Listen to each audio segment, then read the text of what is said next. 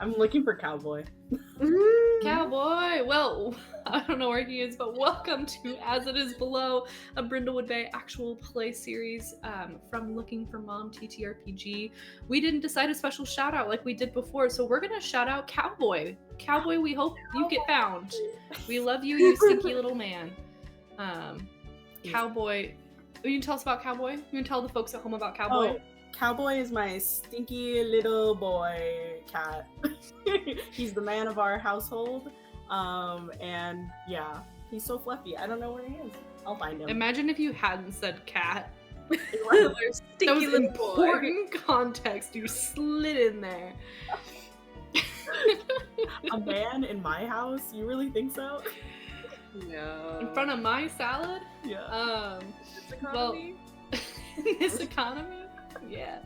Tonight we are once again returning to Cheddar and Jive to find out what happened to the lead singer of Permanent Damage, Roderick Remedo. To Make a Muenster, and in case this is the first To Make a Muenster episode you've clicked on, it's part 5. You can click back. It was written by me. Just spoiler alert. We say that in the other ones too. It was written by me, Shock Games, GM Sid, and you can find it plus a whole bunch of other stuff that I've written on my itch.io page, which is down there, and confetti in the description, as well as some other fun games and things. So check it out. There's some free content. You can also get To Make a Muenster right now as a part of the ttrpg for Trans Rights Ohio Jam on itch.io, as long as you are watching this within the month of April 2025. You can take part in that purchase, that bundle on itch.io. It is $5 for $1,700 value, over 450 games and supplements, and 100% of the proceeds go to charity. You can read about those charities on the page and the link down below. And yeah, you can go check it out. There's some fun stuff in there. Before we get into the recap, I do think we need a little reminder about who's at book club today. Yeah.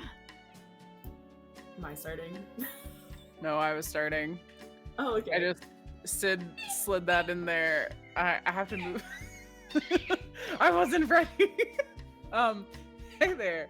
I am Megan, pronouns she, her, and I'll be playing Violet today, also she, her pronouns. This is Artemis. Violet is wondering if she'll ever find closure after her heart broke 51 years ago, and is thinking that Murray might have known the whole time. Murray might have known the whole time. Yes, indeed. Well, we're running out of time for that closure, so we'll see what happens. Who else is at book club today? Well, there's also Marina, but I'm Vasnia, pronouns she, her, playing Marina, also she, her. And Marina's someone who wears her heart on her sleeve and also has another one in the freezer until it's time for the party. Absolutely. And again, if you don't know what we're talking about, there are 4 other parts to this, and then about 20 episodes previous that you can catch up on. Just to make sure that we're meeting all of the mavens here, who else is at book club today? Taya de la Rosa! Hi, I'm Angeli. My pronouns are she, her. My character's name is Taya de la Rosa, also she, her, who's a flawed and stubborn granny who is finally growing, finding love, and will backflip straight into death to protect the 2 people who hold her heart. That she will. And my name is Sid. I am the GM of this game, The Keeper, and my pronouns are she, her. And I'm playing everyone else of their varied associations and identities, those who are fans of these intrepid, nosy mavens, and those who would rather see them more than 6 feet underground. Last session nearly ended our mavens in more ways than one, as each one of you contended with the ramifications of the midwives' actions. It was revealed that Hudson Finch is a member of that notorious group, and that you all were given the Black Icarus heart of a friend who had been mercilessly killed earlier on in our campaign as a little homecoming gift for this party that's going to happen later on in Brindlewood Bay, that you know nothing good can come of it. You all you were then chased down in a thrilling car scene that revealed that the clone of Taya that had arrived earlier in the same mystery seemed content to nearly end everyone's lives before you finally arrived at Taya's place for some much needed rest. Whatever your game plan. The next day, you split, divide, and conquered to cover up some loose ends. Taya followed up with the Manchegos at Craig's store. You learned a little bit more about the missing Miss Berleavit. And Marina checked in with Brooke Stilton and picked up the cheese-laden Ghost Raven carving. Learned a little bit more about Brooke's new gig providing some cheese-themed accoutrements for a party that Mariah Prescott is throwing about the restoration of the Fen. And finally, you all converged on Violet's destination, the local brunch spot for a drag queen extravaganza. We learned that Brad Alstrom, remember him, aka Antagonism, is still a Brad. And we guys were treated to a show by the reigning cheese queen, Brianna Cracker, and also learned that a official race wheel had been hollowed out. So just to go over those clues there, you learned that. And then from the chat that Taya had with the Manchegos, we found a picture of the missing Miss Berleavit from 2 years ago with a suspect, with someone that you've seen recently, and it suggests some sort of close relationship, whether that be romantic or otherwise. So we're gonna come back in on you all now. The drag show was fantastic. Brianna Cracker's surprise performance far outclassed anything else that had been on that stage here in Brindlewood Bay. And as people file out, I think we find all of you heading back to a car. Whose car? Who's driving? We've had some rest, so more of you are capable. I feel like usually they end up in Violet's SUV, and thanks to Taya's quick actions, Bertha's still on the road. Nice. What's the game plan, Mavens? Do we want to vie for another clue? I feel like we should. Yeah, I mean, if you're still okay with it, Violet, we could look for something else. Yeah. What do you guys think? What's the cheesiest place in town that might help us solve this? What were we thinking? I'm just making cheese buns. Oh. Maybe we can head back to where the festival was held. Yeah, I'm down for some breaking and entering. Taya, I will remind you, it's an open field. Yep, easiest. Yeah. Hey, that'll involve some really, really hard work to get back there. Are you sure you're up to it? I don't know. I'll bring all my tools. Okay, we might need every trick in the book to get there. Mm-hmm. Guys, are in Bertha heading back towards the festival grounds. Now, Marina, when you were here earlier today, there wasn't much. Lots of people had already cleared things out. There are only a few tents remaining. And of course, one of those being the administrative tent. We're just outside of it in storage. Roderick and Rimino was found at the beginning of this. There's the big race hill, and of course, lots of purely normal and not at all haunted woods surrounding you on every side. I What do say you we guys? should woods. No. You would. I mean, part of me was like, there wasn't a cheese themed ghillie suit. Maybe they were using that in the woods. Like, Yeah. Maybe there's something that we miss. Yeah. Yeah, we haven't been into the woods in a while. Taya's gonna take Marina's hand and just hold on really tight. Sure. A little Well, I didn't know you guys were in a gift-giving mood today. This is so lovely. Let's head into the woods. Oh my gosh. Let's see. There we go. Here in the woods, you all know kind of where this swath of woods are, because the fairgrounds aren't that far away from the other wooded areas you've been around before. Of course, the woods near the grocery store are probably a good couple of miles of walk in between this swath and the next road. And somewhere this is all supposed to meet up with the Brindlewood Bay Fen itself. These uninhabited, allegedly, areas. As we step into the woods, Mavens, what puts you on edge? Let's paint the scene. What do you see or feel or hear that just makes you a little bit tense?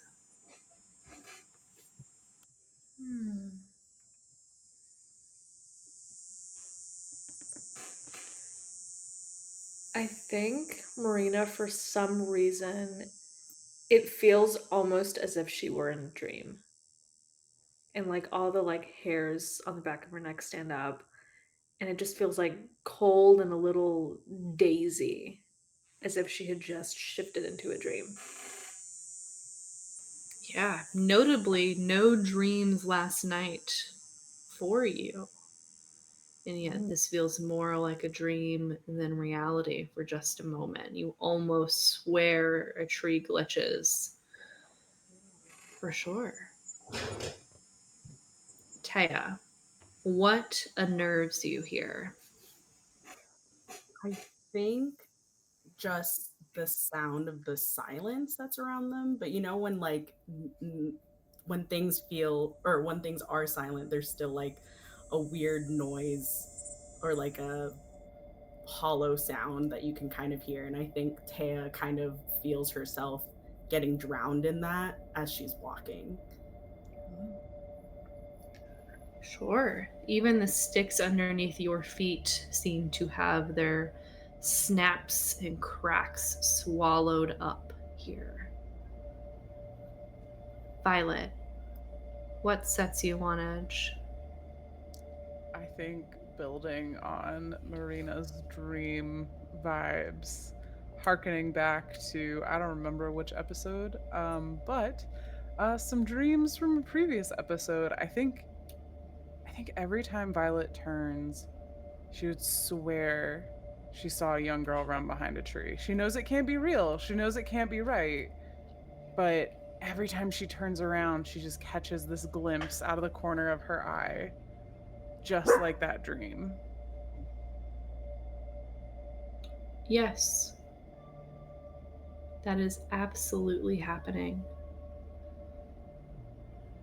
Except that is absolutely happening. You're becoming more and more sure someone is running behind the trees.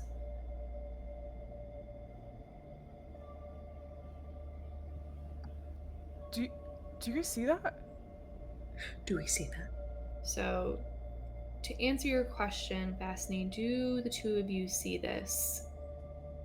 Yes. A little glimpse, a little bit of a braid, little scraped knee. And Vasny, you're like, there must be some kid out running in the woods, which is already ominous enough knowing about kids in the woods. Mm-hmm. Taya, I'm gonna need you to make me a composure roll with the night move because this cannot be happening. How is there a 12-year-old Carolyn running through these woods right now? Okay. So, because you would know what she looks like, it takes Yeah. a bit. But yeah, you all see as she sort of peeks out from behind a tree and then darts to the next one and looks at you all again, wide, still watery-eyed, sharp nose, just as the Carolyn you all know you last saw in a near-death experience there at the Brindlewood Bay Bed and Breakfast and Banquets. But this is a younger, scrappier, even scrawnier version, and she's wearing mixed linens. Ooh, She couldn't be more than 12. okay. Taya, Oh. what are you afraid of in this moment? What concerns you the most? I think Taya, like thinking about Carolyn and like having blunked with Carolyn episodes ago, I think she'd be afraid that she's getting closer to like that insanity state that Carolyn was in, and she doesn't want that. Yeah, makes sense. Go ahead and roll 2d6 plus your composure. You do not have disadvantage. Okay. Oh, okay. 10, 11. Okay. Beautiful. The 12-year-old Carolyn peeks her head out. And what sort of, how do you ground yourself here, Taya, and know that you are not on your way? I think Taya just she's still holding on to Marina's hand and like slowly rubbing circles like with her thumb into Marina's hand just to like feel that she's focusing on Violet's like image and that Violet is there, and sort of like leaning on both of her friends to try to be like, I'm here, this is fine, like this is reality, I'm not going crazy. You're not. This is reality. This 12-year-old sort of looks at you and looks down at a piece of paper in her hand, then steps out from behind the trees. This piece of paper is more like an envelope as she turns it around. It has your name on it. My name? Your name. Okay. I'm gonna step forward and take it. Yeah. You do that. She doesn't say a thing. She just stares at you unblinking. Carolyn?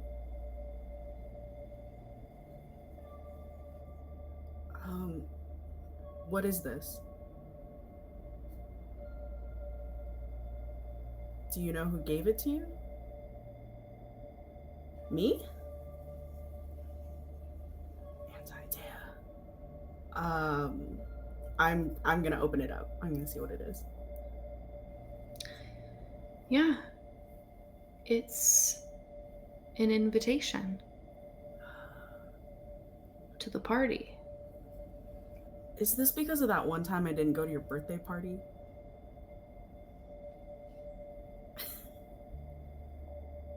I'm gonna turn around to Violet and Marina and like show them the card. I think Marina will address Carolyn and just ask, "Do you know who we are?" And point to herself and Violet. Young Carolyn points to Taya and gives a thumbs up, to you, Marina, and gives a thumbs down, and then to Violet, and kind of goes thumb at the side. Okay. What is that? What does this mean?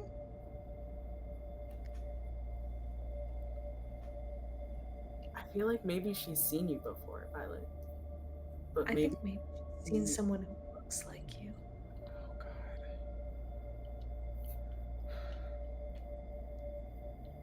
This is fine. This is totally normal. Do you need help? Are you okay? Need help? No. Okay, yes? Yes. Okay,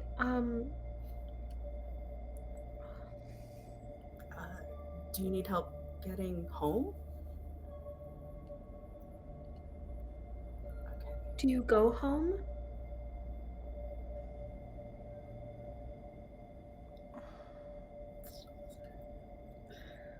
Do you, Okay. do you want to stay with us? Do you need a home? She looks down at a little watch, a plastic watch that you would get from a fair of some sort, and looks up at all of you. And then she goes skipping off into the woods. Should we follow? Maybe you said that was Carolyn? Like Carolyn? Yeah, like I remember her from when we were young. She looks exactly like that. Okay. Taya's gonna look at the two of you guys and go, "Are we going?" I mean, I think so. Like, she's a kid now. Like, I can beat a kid. Starts running. You got her! And just like kind of like shuffles. yeah. Taya, give me a night move with vitality to run through the woods. Woo! What do you think could go wrong here? Oh my gosh. I'm gonna That's break a hip again. Wait, vitality that is like physical, right? Mm-hmm. Yeah. So yeah, I think Taya will trip and like land flat on her face, embarrass herself in front of Marina. It's worse than that. You're in the woods. If you have a medical issue out here, it will be worse. It'll be harder for you to get back to get checked on. Maybe you get a concussion. Maybe someone sees you out here who has more ill will towards you than a preteen Carolyn as you peel off ahead of the group. You might be so focused on beating this child that you don't keep your head up to see what's on the periphery. Oh. 2d6. What's your vitality? Okay.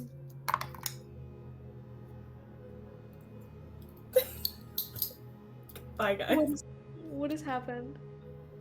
I rolled 2 1s and I have a 1 for vitality, so 3. Oh.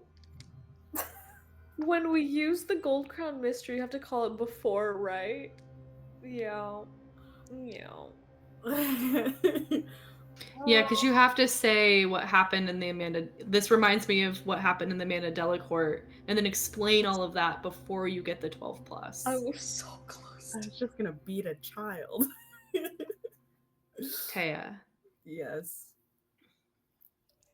you are so fast,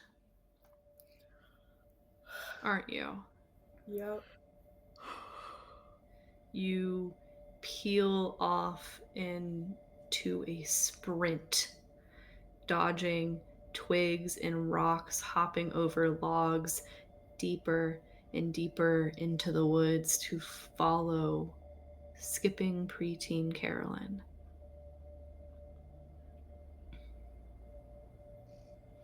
So focused. So focused. Tell me how good it feels to be moving this fast. Oh gosh. I think Taya hasn't been moving this fast in a while, and it just feels like strangely freeing, and very familiar, like as if she's like striding in the same sort of steps that she had been going through before. Yeah. It is very freeing, isn't it, to do something that you've been good at for a long time. Stride and move and run. Chase. Taya. Feels so good. So scared. I know. The book came out, and I. I saw that letter, and I was like, Just I can't wax enough poetic to hide that I need to pull out my helper sheet because I still like to look at it. Gosh, dang it! Every single time, guys. I'm so scared.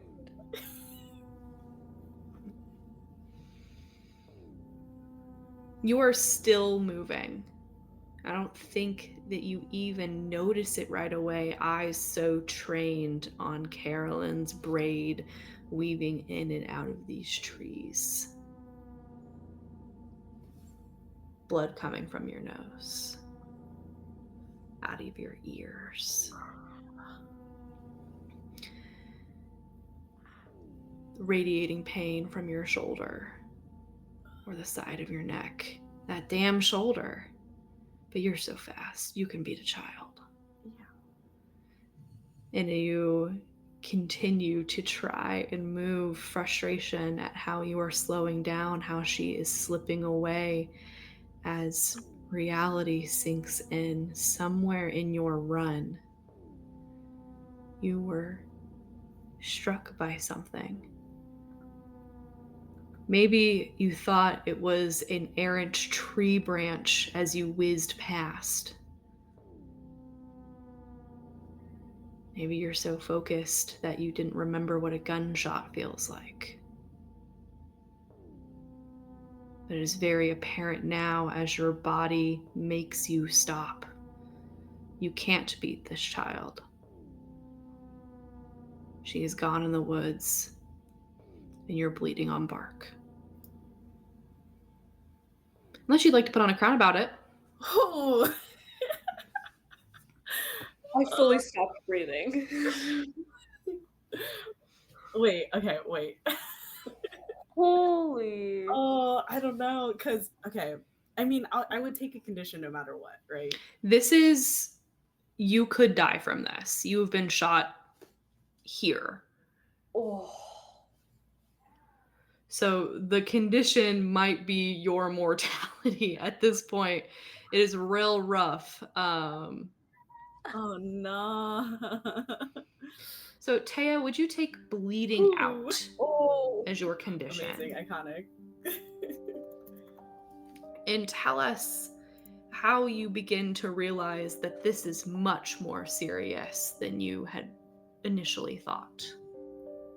I think as the adrenaline starts to run out, and like she can feel, instead of the cold breeze, it's more of a warm, sharp pain that's starting to ebb through her, and then her body sort of crumbles, and I think she trips on her own ankle as she falls forward and is bleeding at this point, and I think she'll take a second to hold where the bullet wound is, right? Graze her neck.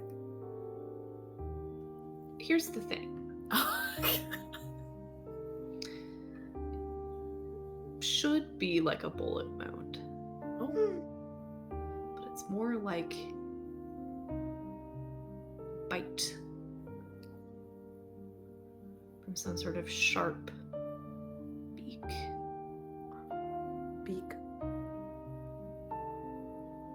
Okay. Oh, that bone vulture. Okay, yeah, I'm just gonna feel where the wound is, and then look at my hands and look at the blood, and sort of feel myself getting a little dizzy, as I realize oh, this is way serious again. Taya, one small extra detail. Okay. Your blood's turning black. Marina and Violet, Taya runs forward, strides, and then as you go to catch up, you see Taya crumple into the ground.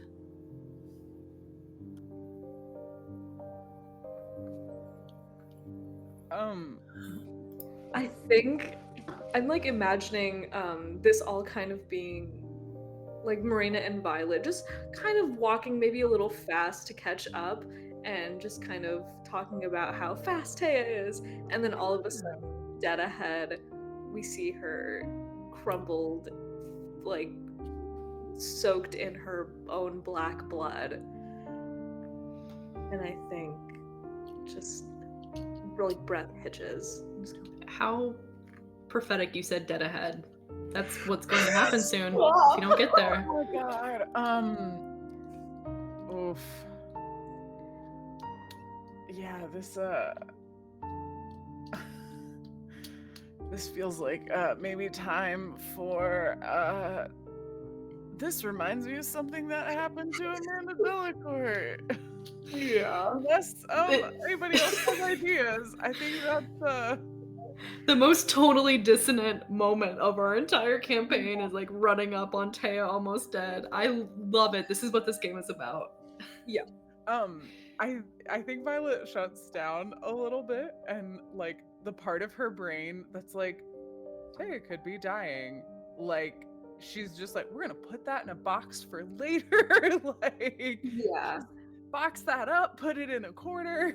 Like we're gonna put that away for now. And I think, ooh, what's a good, okay, so first we need the Gold Crown mystery of the voracious vulture. Obsessed.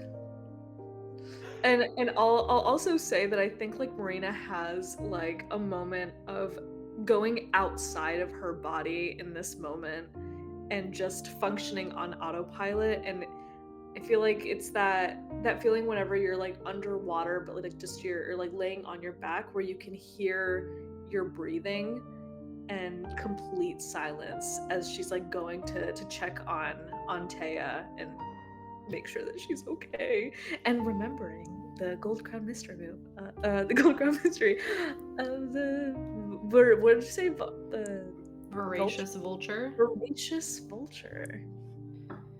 And what happened to Amanda? Why is this just like this book?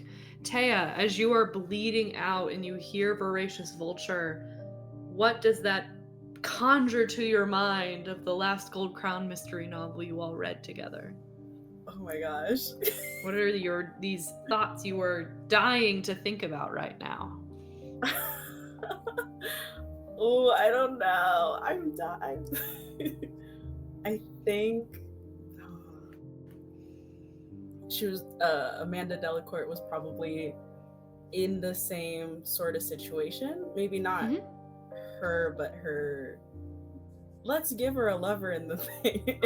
Sure. Yeah.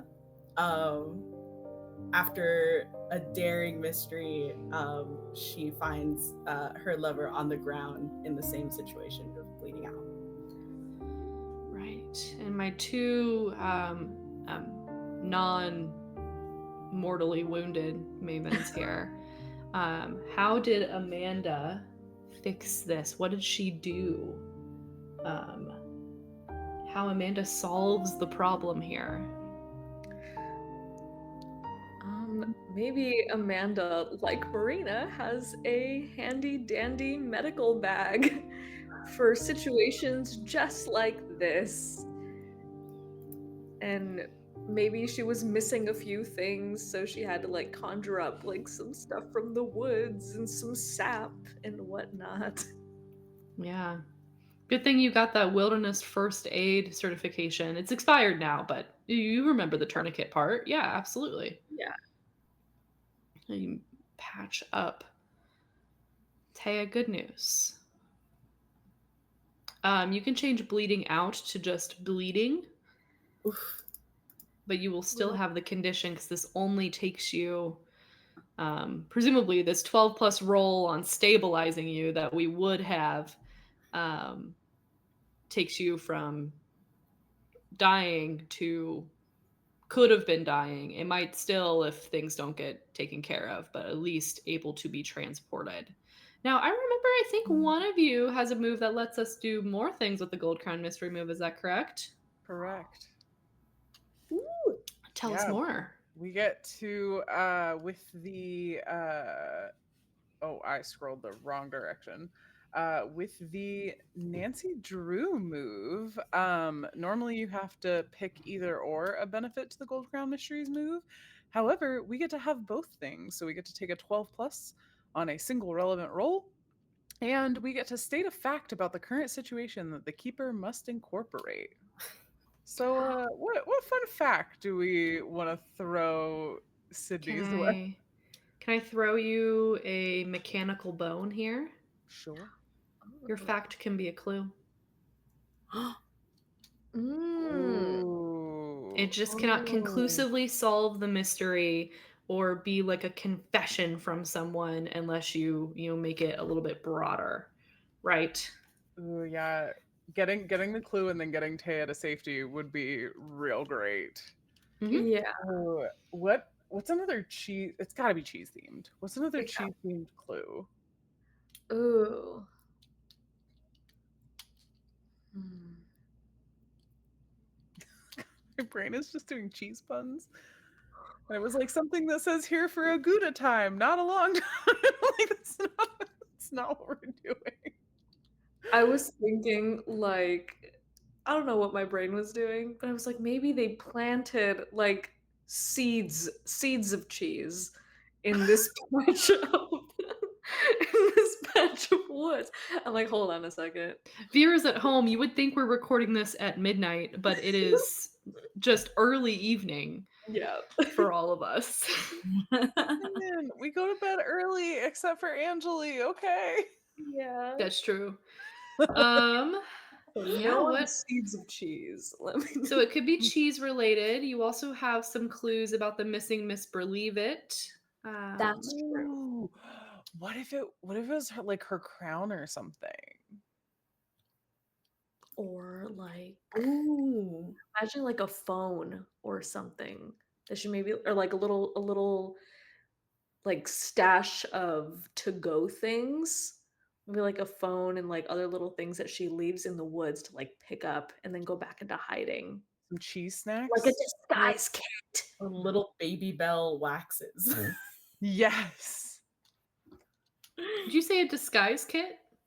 Yeah, something like a disguise kit for the former Miss Believe It. Oh, do But you she think? can be a person. Did you know that that's a real clue I put in this mystery? No way. A discarded disguise kit is a legit clue in the PDF. What are our brains today? Oh my god. Wow. Wow. Incredible. Hmm. Do we That's the dumbest thing I've ever thought of. I was thinking, is the crown in there and that's how we know the disguise kit belongs to her? What if, hold on, what if she was at the festival and this was her little disguise kit? What if she was at the festival? She disguised herself for some reason. I don't know. Hmm. That feels like a theorized potential. Yeah, there's a thread. ticket stub in here for the festival, and maybe like a change of clothes. Yeah. Ooh, Some color contacts. interesting. Yeah. Maybe there's like a little pouch with multiple like passports or like IDs or something Ooh, that's juicy. along with it, or like in the pocket of like whatever the things The are. extra clothes. Yeah. Sure. Oh, what if So we'll put a getaway bag, maybe. yeah. I was gonna say, and what if we know it's hers because the clothes match the drone footage? Mhm. And she was also in the ghillie suit. Okay, no. Maybe. A second ghillie suit. A second ghillie suit. And in the pocket of that ghillie suit, a third, even smaller ghillie suit. A miniature. A Oh miniature. gosh. I put a getaway bag. For Murray. And we're back to the midnight vibes. Sorry. I put a getaway bag half buried in the woods. Cool. Maybe what Taya tripped on wasn't her own ankle, but was the like loop of this bag. Mm. Oh, okay. Okay. We got Taya stabilized. We got the tourniquet. I think Violet's gonna check her phone to see if we have service this close to the cheese festival. But other than that, I think we're grabbing the bag and running because we don't Yeah, know there's what's no in it yet. service. Okay, yeah. All right, Taya, just you gotta be so brave. Okay, all right. Do you want to grab that side, Marina? I'll take this side. Okay. Marina's still like mute completely. She's just like breathing really Yeah. heavy. You can do it. Okay, Bertha's not that far away. We can get over there. We'll get to service. It'll be okay. I don't know what happened. I tripped on something or something hit me. And I think Taya's gonna like try really hard to like use her friends as crutches, but it hurts. Marina's just like stifling a sob and just like really holding on to Taya. Yeah. As you guys head out of the woods, you're being watched. Not by young Carolyn this time. Deeper, you guys are so focused, of course, on this Taya, not really noticing the other one, watching all of this go down. Takes a bit of some sort of red paste and blows on it, and it becomes a little bit of black, and then marks a rune in the same spot where Taya had been struck. And you guys are so focused on getting Taya out of here, grabbing the bag, getting medical attention. You don't see this. You don't see the masked figure that comes up alongside Anti-Taya. And you don't hear them say, "I'm disappointed in you. You're supposed to finish the job."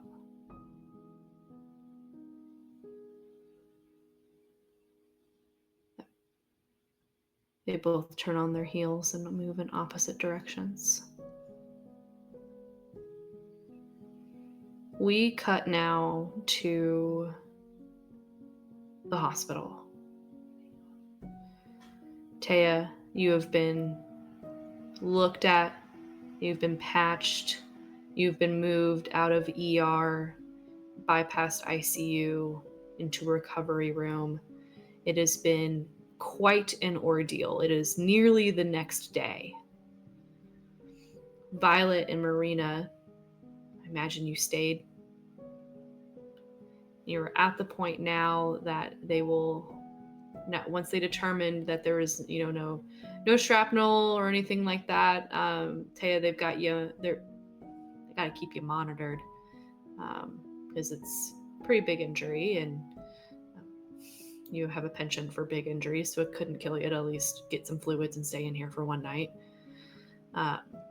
Or more than one, as they continue to make sure that you'll be healing all right. But we've reached the point, it's about, say, maybe 10, 11 p.m. now, that they're going to allow visitors into your room. Violet and Marina, you are reunited. I think Taya really like weakly gets up from the hospital bed and just runs to tackle them. Girl, you're plugged in. No, you have an IV. I was gonna chop you back to the bed. It's like I was gonna clear your bleeding condition, but if you want to run out of bed while you're tied in, we will roll again. No, it's okay. Okay. I think she'll realize she's all hooked up and then she'll sit back down. No. Oh my god. A nurse rolls their chair just enough to like look in the room.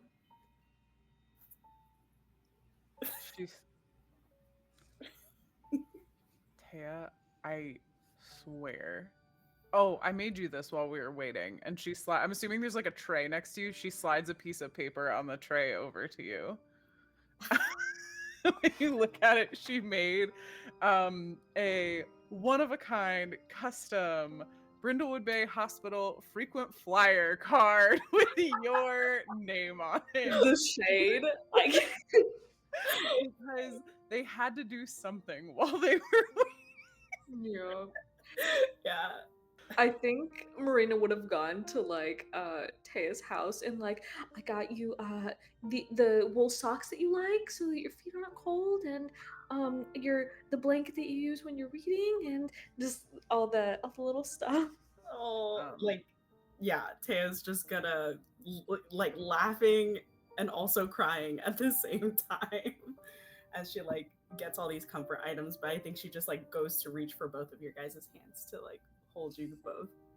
Violet looks in the hallway and looks to see that nobody's there and whispers really quietly, yeah, Marina didn't let me bring you any octane, so that's probably a good call on her part, though.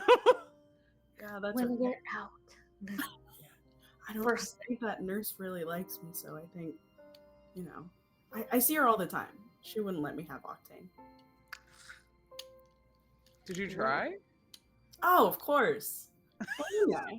In the 10 hours you've been here, you've already tried to have octane? Before. Okay. When she'd been hurt. Just making sure. Yeah, it's in your chart actually to be on the lookout.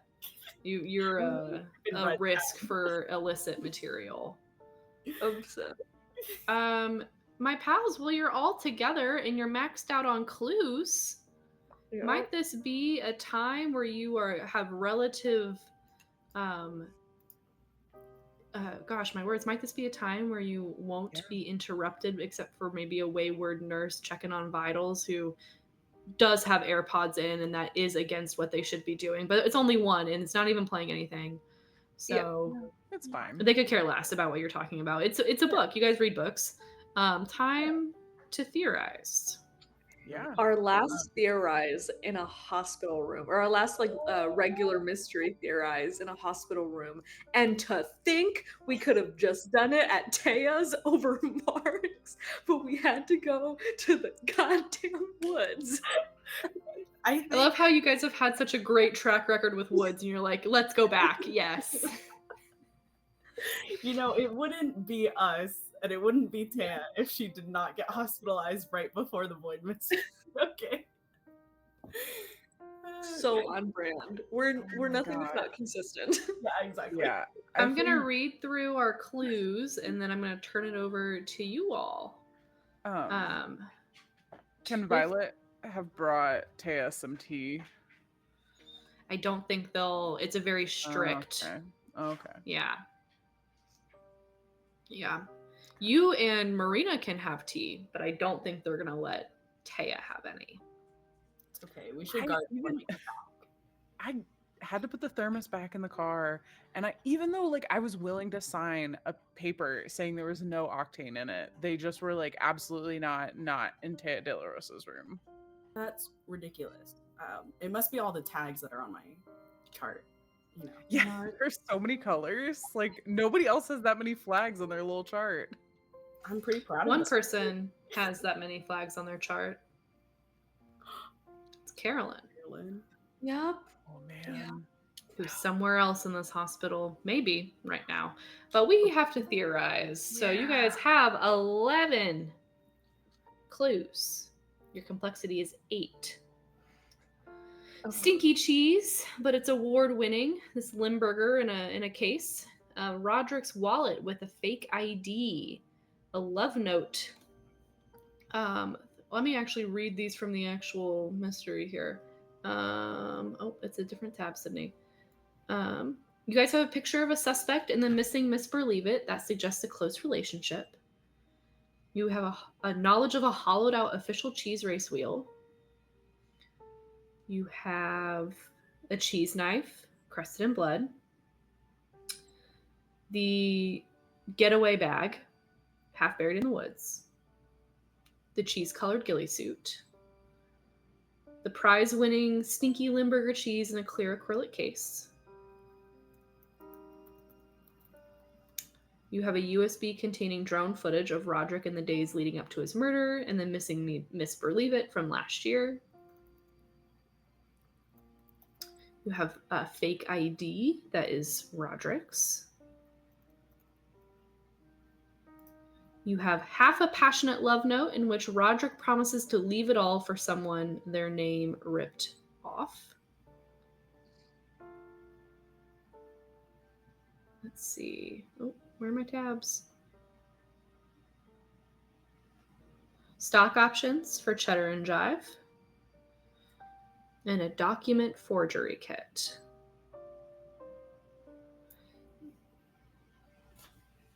Okay. Okay. You're mostly trying to solve who killed Roderick, but there are two kind of sub-mysteries here. Obviously, who then killed Damien Kasseri and stabbed him point blank on stage, Mhm. and what happened to the missing Miss Believe It. Yeah. I think we have like certain clues that could make sense with like the missing Miss Believe It being in disguise at the festival. Ooh. That, and then maybe the whole Roderick's love note threatening to leave the band could be for her.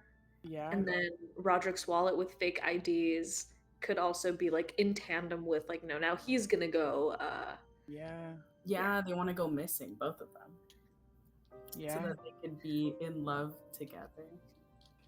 But why go missing to accomplish that? I don't know. That doesn't answer this, but I mean the stock options. Could that have been a way they were like financing? Maybe not topical at all. The stock market turned. Yeah. Maybe they wanted to run away. They needed more money, so they have a cheese themed ghillie suit, and they were gonna steal the stinky cheese, the award-winning one, to sell it. Oh, that was their bankroll. Since the stock Yeah. options turned sour and they didn't have that money anymore, that like extra money or whatever. Yeah. Um, Oh. and then they used the forgery kit to make the stinky cheese look more noteworthy, more award-winning. Yeah. Ooh. That encompasses nearly everything except for the cheese wheel and Damien getting stabbed.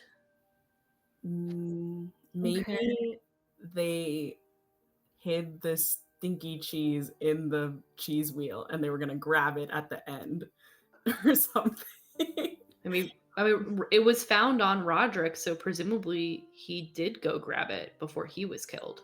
Yeah. It was in his bag. Yeah. And maybe Damien saw it happen. Yeah, he was getting keen to all this shenanigans. Yeah. In secrecy. God, imagine being in a famous band full of raving fans. I mean, like, I'm not making enough money. Time to steal a cheese. Yeah. For my girl. For my girl. She's bougie. She wanted first class tickets. Yeah. Yeah. To Antarctica, where there's a very low remote population of people. And but like 17 airports apparently. Yeah. So in this theory, it sounds like Roderick met the old Miss Believe It during the last festival. Now he's back with a band. They have, she went missing for some reason. We haven't decided what, but she has to keep this low profile. Mm-hmm. Sounds like he's ready to give it all away, right? He has his fake ID. He has his love note that he's going to leave the band.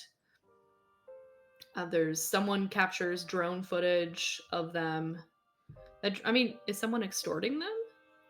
There's drone footage. Well, there's drone footage, and we haven't talked about the picture of a suspect with the missing Miss Believe It yet, right?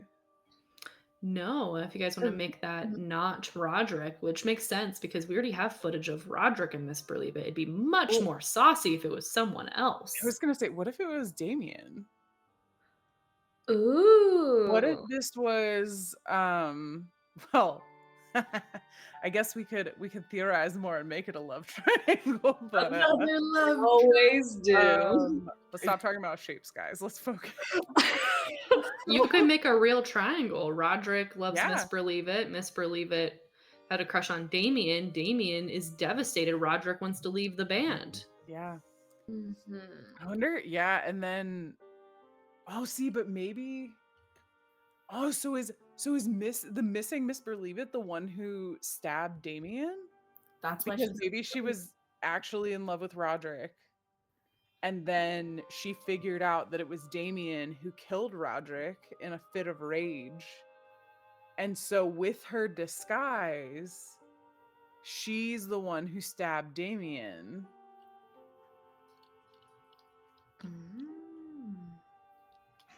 Okay, so what have we... I think it's all of them, right? The stinky cheese in the case was Roderick and Miss Believe It were lifting this award-winning cheese to sell it to sort of finance their off-the-grid lifestyle. Yeah. Roderick's fake ID he needs because he's gonna go undercover. His love note, he's ready to leave the band behind to commit all these crimes to be with this girl. Damien can't hack it. Damien's the one who kills Roderick.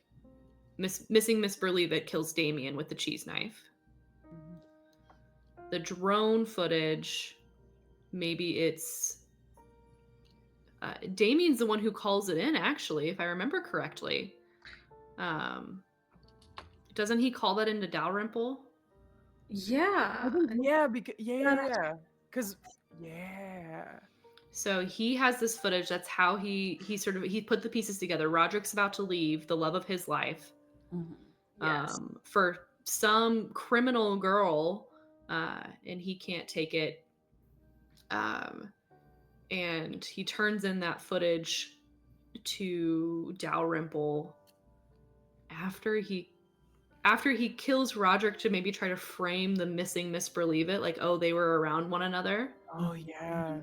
Nice. The cheese-themed ghillie suit sounds like it's missing Miss Believe It's. Yeah. Yeah. Nice, guys. Mhm. The stock options, it sounded like we made those Rodericks, but like obviously Cheddar and Jive didn't tour for a whole year. They didn't make any money. So those are like useless. Document forgery kit they used on the Limburger cheese to drive up its price. The picture of a suspect with missing Miss Believe It, it sounds like it's her and Damien. Yeah. Wonderful. And it makes sense that Daisy Manchego would have that because she's a big fan of the band. Yes. Maybe someone was sending that to her to be like, look, Damien in the wild. But she's like, look, there's my missing fucking friend and Damien in the wild. Yeah. Yes. The hollowed out cheese race wheel was a temporary stash spot for the Limburger. Yeah. And then the getaway bag, of course, was for after they pulled this off, they were going to escape into the night. But unfortunately, things went from bad to worse. Fuck. I was gonna say, I don't think you guys want me to roll. I just rolled 2 ones. I mean, you got him out of the way. You're right. So Yeah, you guys have a +3 to this roll. I will remind you that you can bump the result of a theorize by all putting on a Crown of the Void if you don't get the result that you would like. Okay. How many D2, right? Yeah, okay. Wait, now I'm gonna preliminary roll this one. Yeah. Valid. Okay. Got a lot of high ones here. Thank you. One of them is implied. Okay. 6, 4, so that's 10.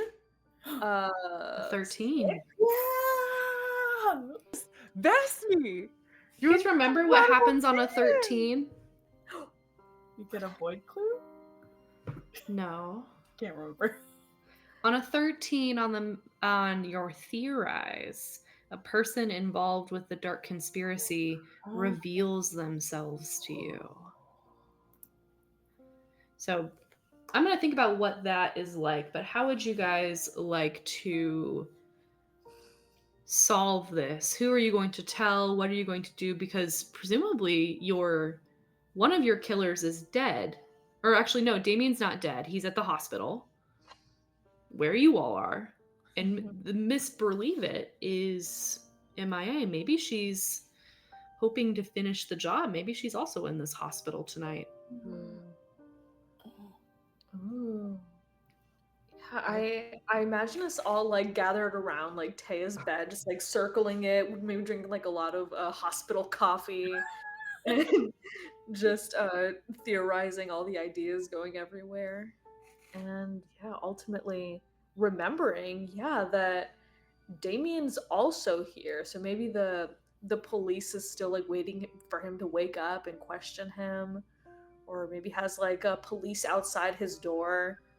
That's so wild, Marina. You guys walked past a door with a police officer outside of it. Officer Brett is here on duty standing outside of someone's room right now.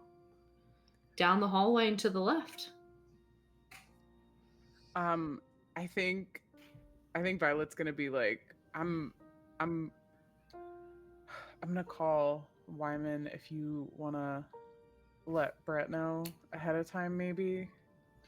Good idea to call Wyman. Poor Brett has a singular brain cell. Yeah, we need all of it focused on protection right now. Yeah. Nurse pops in. Does anyone need anything before I... Yeah, can I get out of these so I can help? Does she smell like cheese? With what? What do you need to... Do you need help going to the bathroom? Oh, I've got my friends. They can help me.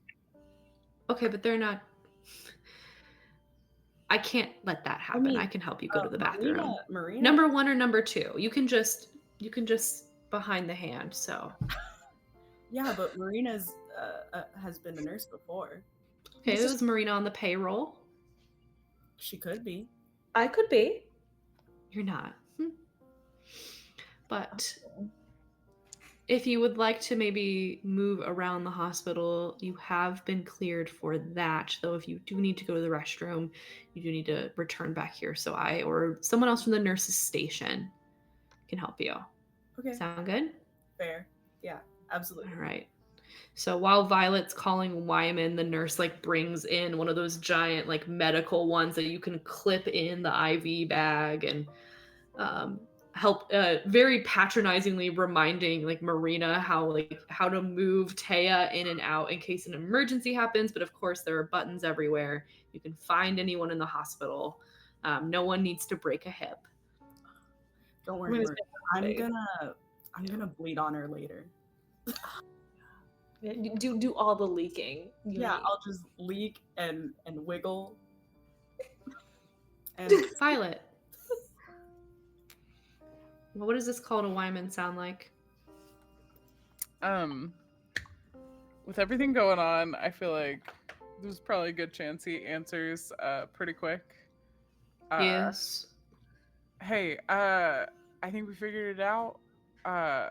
Marina's gonna go talk to Brett. Damien might be in danger. In danger because of Brett, or in danger because... No. Tell me a little more. No. In danger because do you remember the Miss Believe It who was missing a couple years ago? Oh yeah, that case put me through hell.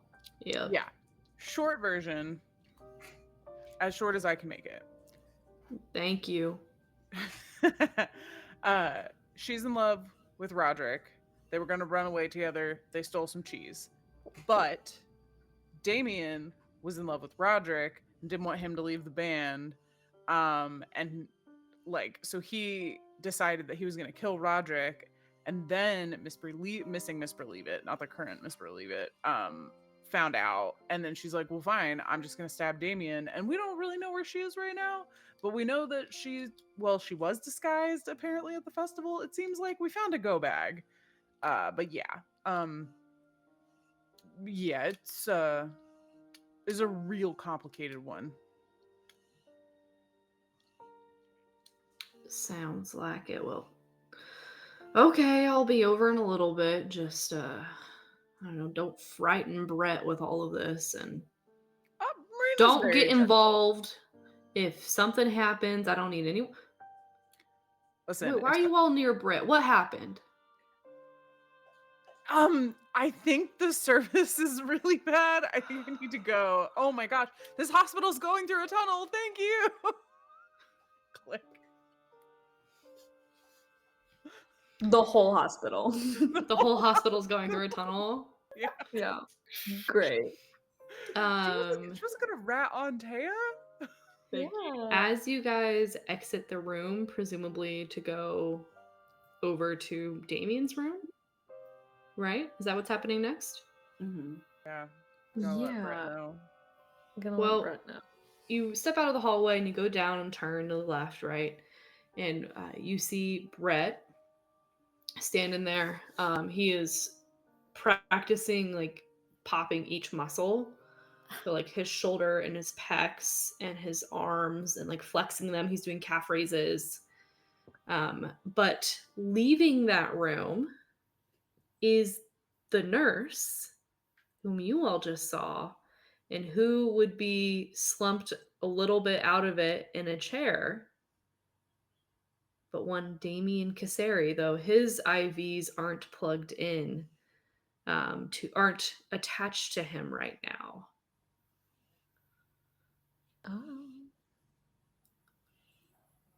He's in his hospital bed? He's in his hospital gown and he's in one of these wheelchairs, and the nurse that you all just dealt with is wheeling him out of this room. And you hear her say to Brett, we're just going to run some diagnostic tests. We'll be right back. You can follow if you'd like. I know that you have to stick around and that sort of stuff. But we'll just be down here at the imaging room. Guys, she has to be part of it. She's gotta be part of it. Brett, stop her. Brett, go Oh. after her. You What? follow them. Yeah, that's like my job is to follow this guy. So, Yeah, she it. said I could Do it follow. Why are you now. guys making a big deal out of There's this? somebody trying to kill him. Go.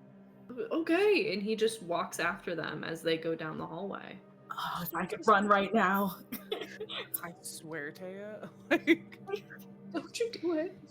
And what should you all see occur as she tries to turn not into an imaging room, but into what you all know to be the elevator bay area as a door opens? And who is standing in the elevator but Carolyn with her little IV, and she sees Damien. She sees the illegitimate nurse, Officer Brett, and she lets out a howling scream. Carolyn classic. Where's his IV? You're moving him without his IV. He needs those fluids.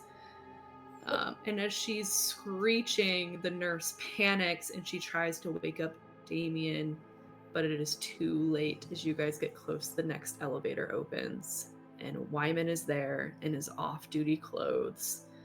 And Brett seems confused about why this woman is screaming, and this isn't the way. Maybe the imaging room's on a different floor. Oh, Brett. And Wyman comes up. Ladies. All right. Apparently this young man's in danger, and presuming that I don't really see an ID badge on you that states that you work on this floor. Ma'am, we're gonna have to step aside for a moment. The jig is up. The missing Miss Berlevitt hangs her head. Wyman takes her hands off of the back of this wheelchair, where she had moments before considered just reaching across and finishing the job herself in all of this chaos. But instead, her hands are pulled behind her as she's unable to produce any real identification as to who she is. Damien is wheeled back to his room by Brett. A real nurse comes by. Looks very similar to the missing Miss Berlevitt. Same height, nearly the same build, the same bad makeup. It'd be easy to get them confused. And Wyman takes her away. And he looks at you all and goes, paperwork as soon as that one's out of here. You understand? Yep. Yep. Gotcha. Try not to get anyone else interred here for a bit. That's ideal. Yes. The goal. All right. And he walks the missing Miss Berlevitt, this one of the cases of missing people that has haunted him, through the elevator and down into his car. And this will be breaking news in the morning for one Miss Danny Walsh once she hears about it. Another mystery solved. And to think she almost got away with it. Almost walked him right out of the building. Oh my god. The nurses that attend to you now, Taya, much nicer. And they don't patronize you, Marina. And they bring you guys the good coffee from their Keurig machine they have in the nurses station, and not the black coffee from the cafeteria that has been on the warmer all day because it's about midnight now. Oh. Are you all right? It's Carolyn. I get up and I look. Wait, the door's open, right? The door is open, yes. Oh, okay. Yeah, I think I'm a lot better now, Carolyn. Are you okay? Do I look okay? You sound like it. She does a shrug that is so eerily like the 12-year-old one you got just yesterday as well. I was a part of the kerfuffle. I just wanted to make sure you guys were all right. All right then, goodbye. She turns around. Wait. What? Thanks for intervening and all that. Did you know something was wrong? He didn't have an IV, and he was nearly unconscious. Uh-huh. You've been in hospitals a lot. You should know this. They pump you full of fluid, so you have to pee all the time. I know, and I'm usually ripping out those IVs, but not today. You're always a rule breaker. Violet's just kind of like glancing at Carolyn, watching Teo's reaction, and then looking at Marina like, should we do something? And then the cycle repeats. I just wanted to make sure you were okay. Because I know things are getting worse. I think at her saying that, Marina's like, fuck it. Carolyn, we were in the woods and we saw you there, but little you gave Taya an invitation to my birthday party. Yes. I remember. This happened to you yesterday? Yeah. It was probably about 60 years ago for me. What do you mean? That was the day before I disappeared. And you saw me? Yes, all of you. Wearing the same clothes you're wearing. No, well, you're in a gown, but I presume the same clothes. Carolyn, what happened when you disappeared?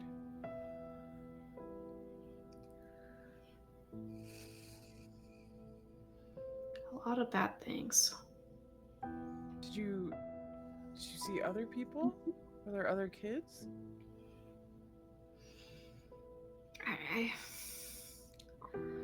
Carolyn, It's hard because they don't want me to remember. okay, but just Just take a breath. Just try, okay? Her nose starts bleeding. Um, Can Oh. I'm debating blunking her. Can't believe that we use Get Blunt the most on Carolyn Greenleaf. She's got so much going on. I feel like there's got to be an opportunity for Violet to do it in the last one just to get the trifecta. Mm-hmm. Either either blunking her or giving a hoot to help her remember. To inspire. Remember! Yeah. And I think while you're debating that, Violet is like, it's okay. Everything's gonna be okay. Just try, okay? I'm sure you can remember. Yeah, I think Taya's gonna like reach for like tissues because there's probably tissues around and hand one to Carolyn. The blood coming out of her nose turns black. I think Maria just works up the nerve, kind of hold her by the shoulders, and blunks. Yeah, all right. Get Blunt, our custom move. Between the timing of the blinks, you're going to be able to see as they are able to see for 2d6 seconds, but we also need to know how successful this is. Okay. 2d6. I'm going to have you add here. I think it's got to be sensitivity or composure, Okay. which are the same for you. Nice. Okay, yeah. One is a 6, Megan, that's yours. And the other one is a nice old 1. So 6, 7, 8, 9. So with a 9, you're going to be successful, but you're also going to take a condition. No. As you get a raging migraine. So let's trade places with Carolyn. She doesn't want to remember. They don't want her to remember the things she experienced when she went missing. It is this tug and pull of how Carolyn's life has been so uprooted and dictated and changed by this one encounter with a masked person in the woods on the eve of her birthday.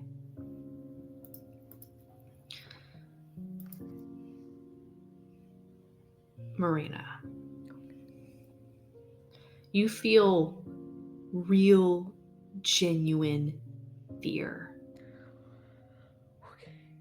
At the same level that you felt it when Taya crumpled just yesterday. It is in every square inch. It is to your fingernails and toenails. It is through your scalp to the ends of your hair. Fear. As you all question Carolyn on what she can remember about going missing, Marina, you get visions and glimpses. You remember skipping through the woods.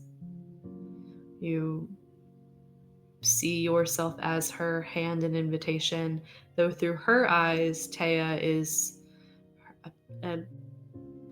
around the same age as she, and the two of you are other kids. She skips away, having done her brave thing. So it was later in the day. It wasn't midday like adults you all experienced it. This was evening time. Hot summer evening. Historically, in Brindlewood Bay, kids should not be in the woods on summer evenings.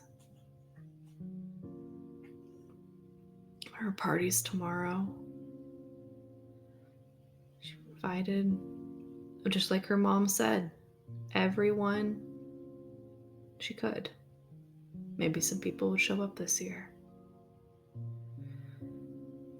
And as she's skipping along, in these woods where she spent so much of her time being a perennially lonely child, she moves from woods to fen.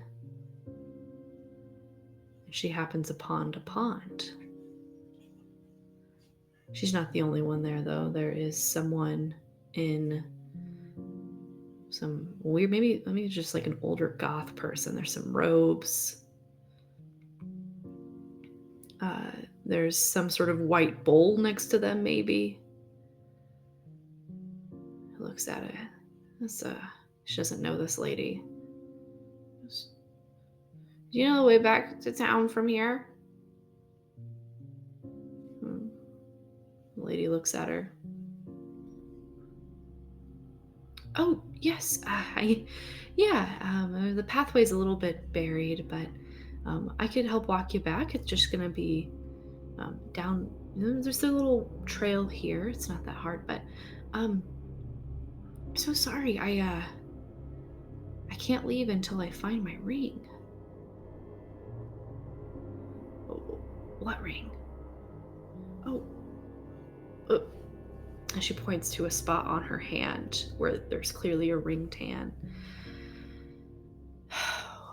I got in an argument, and I came out here, and we couldn't see eye to eye about things, and I threw my ring into the pond, and now they're just going to be so mad at me if I don't come back with it. But I'm afraid the last time I went swimming in open water, I got pretty sick. How about a trade? We'll take the shortcut home. You grab my ring. It's really shiny. You won't be able to miss it.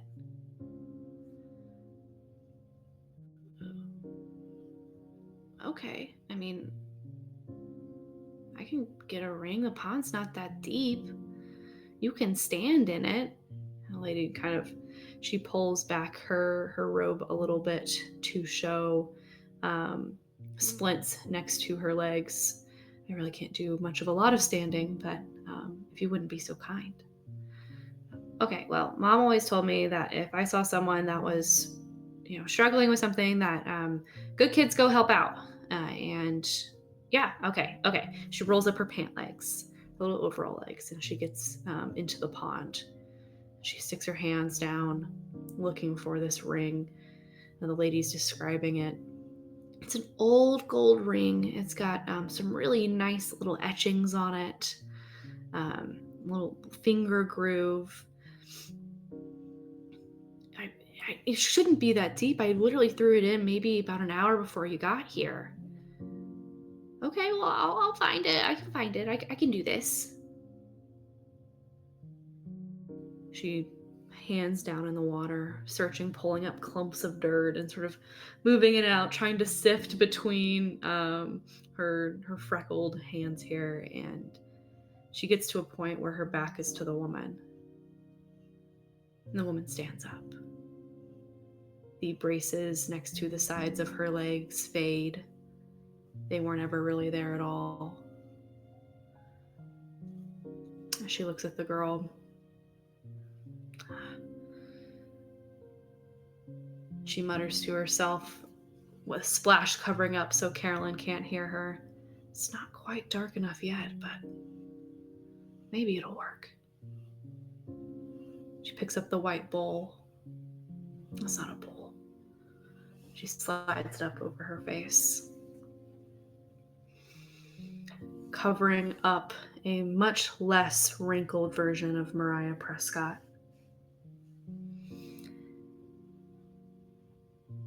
And she comes up behind Carolyn and says something deep and vile and discordant. And on the other side of this pond, something attempts to pull Carolyn through. But it's not dark enough. The ritual was done with some haste. And instead of Carolyn just simply getting pulled to the other side, yet another body to make the transference, she is split. And Marina, you feel this unrendering of yourself that is far more painful than dealing with the Dodo or watching Taya crumple as if the very fiber of your being in your reality is fractured like a mirror being smashed. By the time Carolyn pulls her head out of the water and finds the ring, the woman is gone. The ring itself is dark and muddy and covered in weird runes, and the woman isn't even here to walk her home. She puts the ring in her pocket and mutters to herself and begins her walk home down the footpath the woman had mentioned. But Carolyn Greenleaf will never be the same. Her experience with this particular pond at this particular time and that particular ritual has forever altered her. And Marina, and this all happens in this brief 9 seconds. You see this almost eternity of an afternoon play out. And you know there is even still more that Carolyn is withholding from you, that she simply cannot recall because it is too painful. You were brought to the threshold as much as she could bear before she begins to pass out. And you all switch back. Marina, I'm going to have you give me a composure roll here. It's going to be a day move because we're not in a mystery. Gotcha. Because you just saw something wild. Okay. What about That went away. this experience before you roll it terrifies you the most? What could go wrong here if you don't keep it together? I think what scares her most about the experience is that they are about to be dealing with that same thing that gave Carolyn so much pain and was so ruthless to like go for like a little kid, and can't even imagine what's in store for the three of them, and just unimaginable pain. And Yeah. You know that Mariah Prescott and these things that are occurring completely changed Carolyn. She was never the same after that birthday. And you're about to, go straight into the fire. Something dealing with Mariah Prescott here at the end of it all. This party, this fen, these ponds, this experience, she's tied into it. And as you know from Dead Man's Hand in this vision, she is ruthless. She will do whatever it takes to get to what she wants. 2d6 plus your composure. Gotcha. Okay. That's a 6. 7, 8. Yeah. Well, Carolyn's passing out, and you, on an 8 here, I don't think you can really deal with her. I think that vision with her and being in her experience was,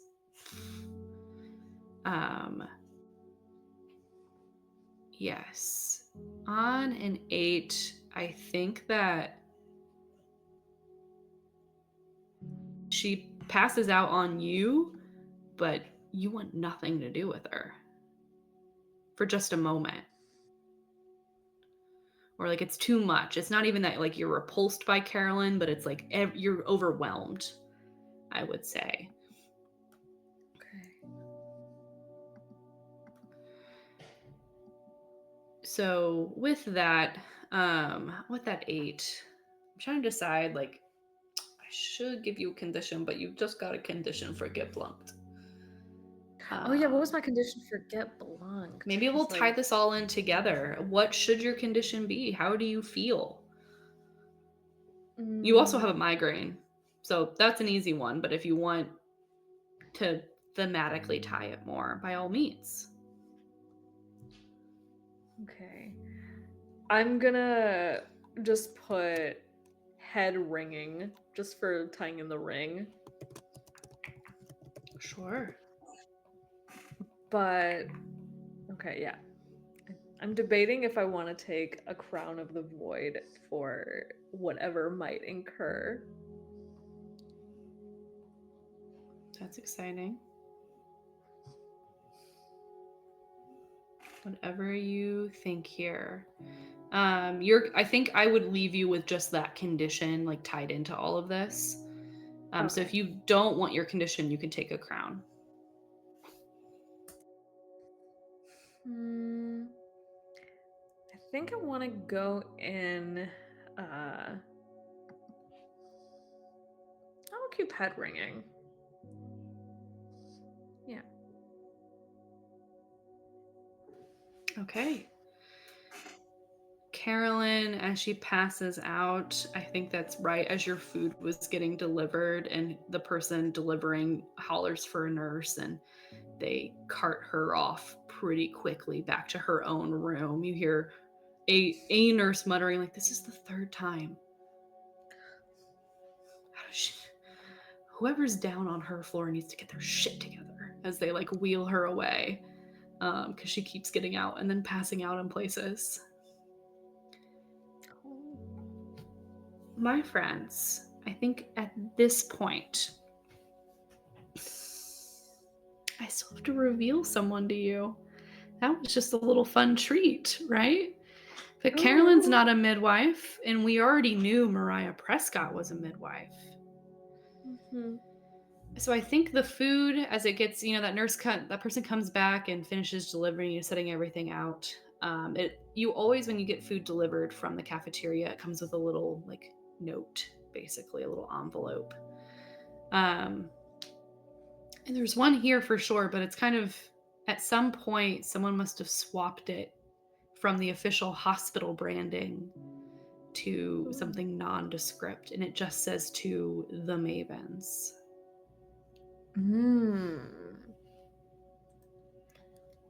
That's not ominous at all. The correspondence we've been getting lately, I'm not a fan. I'm just... Yeah. Terrible stationery. You know? Yeah. Okay. We gotta open it though, right? Okay. I'll open it. I'm sure it's fine. Yeah, you open it. It's just a regular like piece of an 8.5 by 11 that's been folded up in here, and scrawled across it is a threat.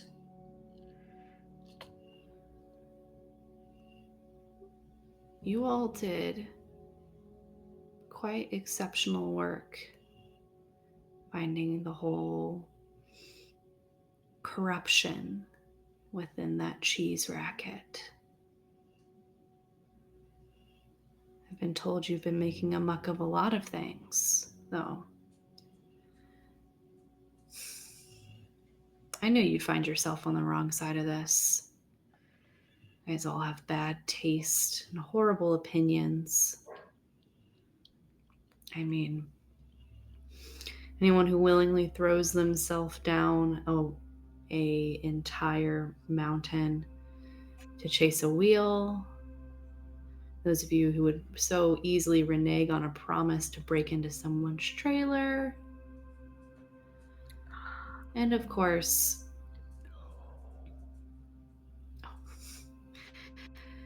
your ability just to weasel into places.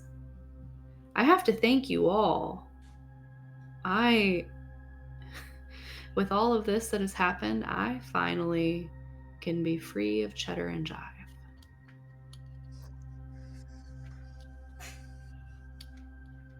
We've got some big plans. And I know we'll be seeing each other soon. So, ta-ta for now. And it's signed by 2 people. One, Havarti Jensen Renette, and the other, Mike Taylor. They're going to be seeing a little bit of you soon, they imagine. And underneath Both there, yeah, both people who were pissed you were there. Absolutely. They each also both signed. Havarti, Jensen, Renette put a little heart after their name, and Mike Taylor put a little diamond.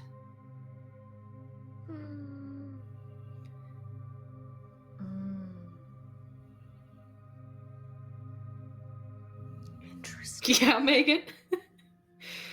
It's the non-audible fuck for me. Yeah. Well, because it was a really stupid thought process that I got there in the end. Because the heart, initially I was like, oh, that's so cute. And the diamond, I was like, diamond? And then I went to draw it, and then I went, wait, what was the other one? And then my brain like shut down for a minute. And it was like, oh, heart! I think on this threatening note, we will do our advancements, my friends. So back to the Maven sheet, and this might actually, besides the teeny little teaser, be all we do for tonight. And we'll officially start Redacted. I'll say its name at the end of this, but later. So, my friends, back to the end of session questions. Did the murder maven solve a mystery? Yes, please take your experience point for that. Marina, did you secretly undermine the authority of a local official? Yeah, I called Brett dumb. You said he had one brain cell. Absolutely. You sure did. The next one down the list, did you share your wisdom with the young person, Violet? You sure did. Yeah, she shared a lot of wisdom that wasn't asked for. Absolutely. Every young person got some wisdom. The Taya and Violet, you both have, did you dote on someone? Yeah, Daisy, I think, for Taya. You got her that CD signed. Yeah. I would say for Violet, probably a little bit of Daisy when she found her in the trailer. Mm-hmm. Sure. And a little bit of like Amelia and Petra, I think, too. Yeah, she was telling young people a lot of things. And then Marina and Taya, did you show someone that you've still got it? I think so. I think Taya ran down and would have won that cheese wheel race. Yeah, we're not for the go bag. Yeah. And I think Marina yelling at now a confirmed midwife, Mike Taylor. Mm-hmm. You know, I think so that she's still got guts. So you all mark your 3 experience here. And if you filled your track, you're going to take an advancement. Your final one of the game. So while you're thinking about that, I've got a little bit to narrate. I'll re-go over this at the top of our next session, but the Void Mystery works a little differently. You're not theorizing who killed who. Instead, you are answering a question. The question you need to answer throughout your Void Mystery when we come back is where and what time is the real party? And what is the manner of that ritual?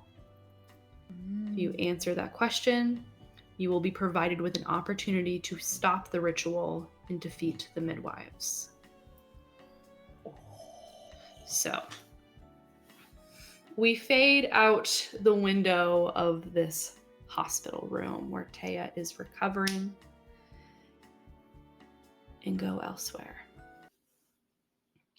Stepping out of a pond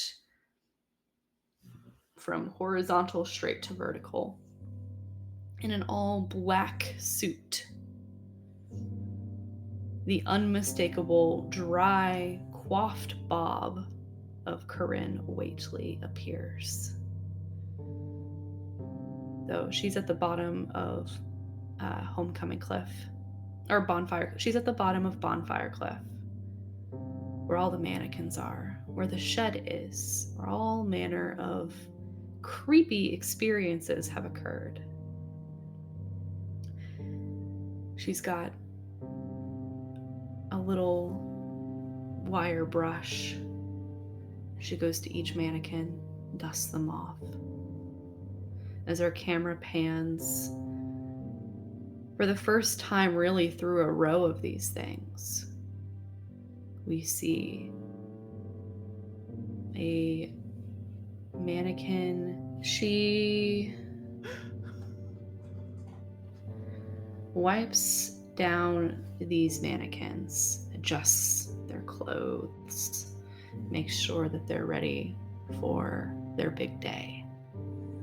One wearing a spotted shirt, another with those quintessential stirrup socks of early baseball play. Another that for some reason has braces on it. And then one with overalls, pant legs turned up. She goes back and forth between these four. Someone else approaches. I'll be just a minute. The other voice. Well, we've got quite a timetable, young lady. I know. I just want to make sure they're okay. She goes back again. One wearing, instead of, it's spot shirt, but over the top, she shrugs on a hoodie to a college. The next one, she buttons up the front buttons of a baseball uniform.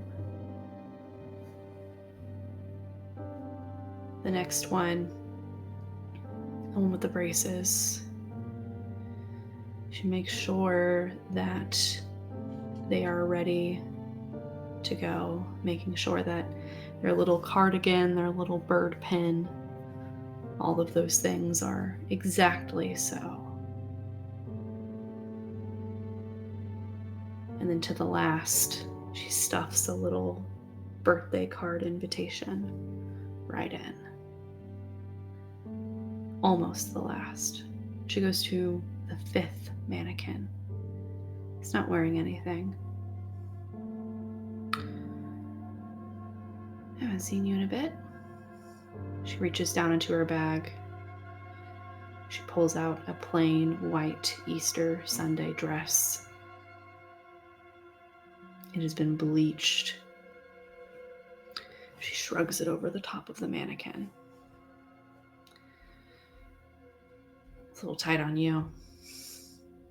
There. Can't say I'm glad to see it again. All right, I'm done. And Corinne steps to the side, looking at the 5 once missing or still missing children of Brindlewood Bay.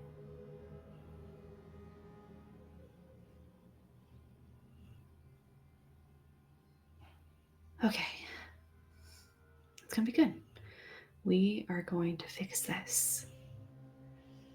I know, she leans into the 5 of them. I know Mariah's got her own sort of thing, but between you all and me, we're gonna make Granddaddy's dreams, his ramblings, a reality. And we're all gonna get what we really deserved.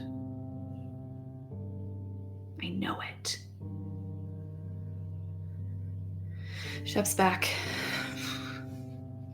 The voice calls again. For real, we've got a lot to do. Yes. I know, Hudson, you're all about timetables.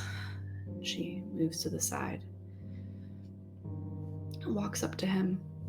You've, of course, got Danny and the rest of them taken care of. As it goes, well, they all received their invitations, didn't they? Well, good. Because we only get one shot at this, as you know, and everything's writing on it. Everything. This is why I don't date. You all are... Okay, Hudson. I hope you find peace.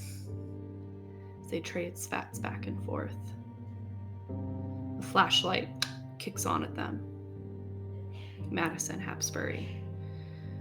If you guys hang out down here any longer, I'm really going to have to explain to the rest of my family what's going on, and I hate talking to them. So, let's get a move on. We've got to go set up the rest of the party. And Craig goes, I think you guys might all be forgetting that, this whole thing was my idea. Mine. It's going to happen. Of course. They both slide their masks on. Corinne, in her black suit, goes, I'll meet you guys there. I've got one last little loose end I've got to tie up. Suit yourself. No sweat off our back not to have to deal with your ramblings. Madison sort of punches Hudson on the shoulder. God, when this is done, I am so glad to never talk to you again. And they both walk off. Corinne looks at her reflection in the pond.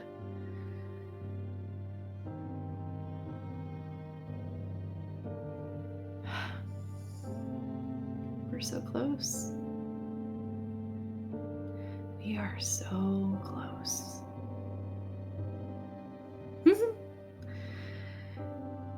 And she steps into the pond, goes fully horizontal, and walks deep into it somewhere else. And that's where we'll end this episode of Brindlewood Bay, and we'll pick up next week with the start of our Void mystery, Dead as a Dodo. As it is below, and is below with you. With you!